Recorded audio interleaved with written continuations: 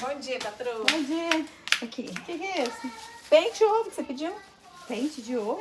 Você ligou pra mim, Cida, traz o pente de ovo, aproveita que você tá vindo pra cá, o pente de ovo. Mas cadê os ovos? Que ovo? Do pente de ovo? Não, você pediu o pente de ovo, você não pediu ovo. Cida, eu pedi pra você comprar um pente de ovo com ovo, né? Mas como você vai comprar um pente, só o pente do ovo? Eu vou comer o quê?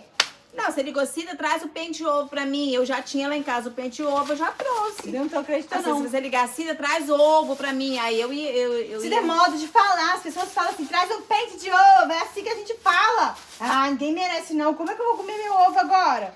Não merece, não, Você sabe gente. falar também? Uai, tem que aprender a falar com a gente. Traz o ovo, Cida. Uma dúzia de ovos. Né? Traz um pente de ovo. Aqui o pente aqui, ó. Agora eu que sou errada. Eu, hein? Credo.